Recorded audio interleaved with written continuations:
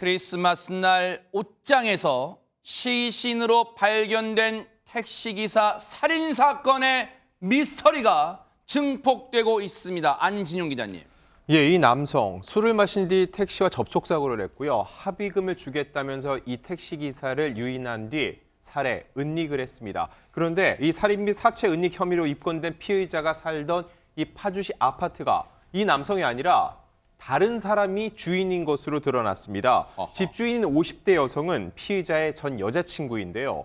이 남성, 이 집주인이 어디 갔냐는 질문에 처음에는 지난 여름에 집을 나간 뒤 연락이 안 된다고 진술을 했었는데 오늘 오후 자신이 전 여친도 죽였다고 진술해 충격을 안겼습니다. 충격입니다.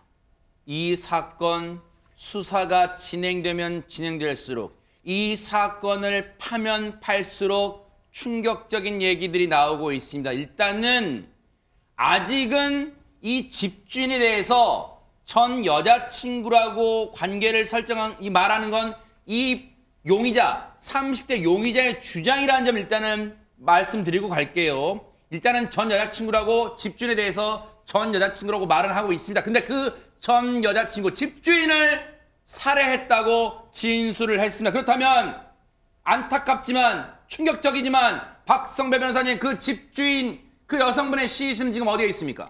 피의자는 지난 8월에 전 여자친구를 살해했고 시신은 파주시 천변에 유기했다고 진술했습니다. 시신을 찾기 위한 조치가 이루어질 것으로 보이는데 이 살해된 50대 여성 피의자의 전 여자친구이자 동거인이었다고 합니다. 사실 이 사건 애초부터 50대 여성이 피의자가 머무르는 집의 명의자임에도 불구하고 장기간 연락이 닿지 않는다, 선뜻 납득하기 어려운 부분이 있었습니다. 이 피해자의 연고 관계가 폭넓었다면 진작에 신고가 이루어졌어야 마땅한데 그동안 신고가 이루어지지 않았다는 것은 가장 밀접한 연고 관계가 피의자이고 바로 그로부터 살해당했다는 안타까운 사건이라고 할 수 있습니다. 이 충격적인 내용, 전말을 경찰은 그럼 어떻게 밝혀낸 겁니까? 장윤미 변호사님. 사실 수상한 점이 한두 개가 아니었던 거죠. 지금 이 피의자가 살고 있는 집, 살해를 한 범행지이기도 하고요. 피의자가 생활을 해오고 있던 공간이기도 합니다. 당연히 이 공간이 누구 것인지 경찰로서는 한번 찾아볼 수밖에 없는데 네. 소유권을 확인해 봤더니 영 다른 여성의 존재가 튀어나오게 된 겁니다. 그렇기 때문에 이 여성을 추적해 봤는데 행방불명 상태였던 거예요.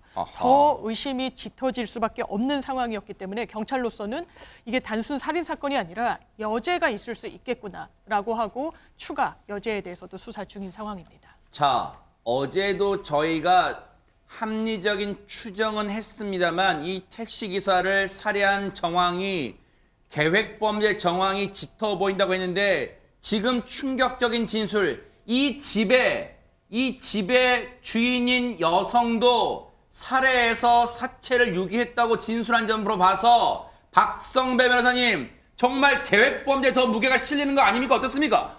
피의자가 범행을 은폐하기 위한 시도를 한 흔적이 곳곳에서 드러나고 있습니다. 피의자가 범행 직후에 아파트에서 1km가량 떨어진 인근 공터에 이 피해자의 택시를 버리고 블랙박스 기록을 삭제하기도 한 정황이 드러났습니다. 세상에. 그 이후에 금전적인 이득도 취한 바가 있습니다. 그렇다면 그동안 집으로 불러 들어온 경위에 관한 설명, 오로지 피의자의 진술일 뿐입니다. 우발적 범행이라기보다 계획적 범행일 가능성이 상당히 높습니다. 범행 자체는 입증해냈지만 그 재반 배경에 대해서는 이제 본격적인 수사가 개시될 예정이라고 할 수 있습니다. 이 60대 택시기사를 살해한 후 자신이 거주하던 집의 옷장에 시신을 유기한 것도 충격적인데 범행 이후에 이 피의자의 행적 더 공분을 사고 있다면서요, 장윤미 변호사님. 네, 본인이 살해한 60대 택시기사 소유의 이 신용카드로 수천만 원을 결제한 겁니다. 그리고 이 수천만 원 결제 내역을 확인해 봤더니 본인의 여자친구에게 고가의 가방을 사준 내역도 확인이 됐는데요. 이 여자친구가 누구냐? 바로 내 남자친구 집에 시신이 있다라고 하면서 최초로 경찰에 신고를 한 바로 그 여성입니다. 그리고 피의자는 피해자 신용카드를 이용해서 수천만 원의 대출까지 받기도 했는데요.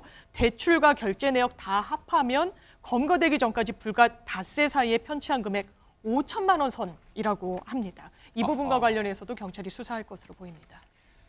불과 닷새 사이에 숨진 택시기사 명의의 신용카드 여러 개로 결제, 물품 결제, 그리고 각종 대출 이걸 따져보니 닷새 만에 5천만 원이랍니다. 아주 작정을 한 거예요. 남의 신용카드로요. 그런데 지금 당시에 크리스마스 날, 크리스마스 날 신고를 했습니다. 경찰에 신고전 한 통이 들어옵니다. 내 남자친구 집 옷장에 시신이 있어요 라고 신고했던 분이 바로 이 피의자의 현재 여자친구로 알려진 분인데 그분 지금 얼마나 불안하겠습니까? 관련 얘기 들어보시고 이어가 보도록 하겠습니다. 물론 피의자는 뭐 속방이 안 되겠지만 네. 혹시 뭐 아버지라든지 지인들이 네. 뭐 이렇게 좀 말 좀 잘해달라고 뭐 이런 식으로라도 접근하면 얼마나 좀 부담 가겠어요. 그래서 스마트워치랑 다 주고 긴급으로 네네. 주거지 파출소 직원들 주거지 좀 주기적으로 순찰 돌고 강력팀도 좀 붙여놨어요. 이 여성분에 대해서는요, 정말 경찰이 신변 안전 조치 해 주시길 바랍니다. 왜냐하면 이 피의자의 진술대로라면 보세요. 집주인인 50대 여성을 살해한 게 지금 진술대로라면 불과 몇 달 전이에요. 몇 달 전에 살해하고 시신을 천변에 유기한 뒤에 현재 여자친구를 또 다른 여성을 만난 거잖아요. 그렇다면 이 여성에 대해서도 혹시 다른 마음, 뭔가 나쁜 마음, 범죄 대상 했을 수도 있습니다. 충분히 그런 합리적 의심할 수 있어요. 반드시 이 여성 신변보호해 주기를 진짜로 기대를 해보도록 하겠습니다. 보고 계십니까? 대박 사건. 네, 안녕하십니까? 김명준입니다. 여러분과 함께하는 뉴스파이터. 다양한 소식과 뉴스를 보고 싶으시면 화면 오른쪽을 꾹 눌러 구독해 주시길 바랍니다. TV로도 유튜브로도 여러분께 한 발 더 다가가겠습니다. MBN 뉴스와 뉴스파이터를 사랑해 주셔서 고맙습니다.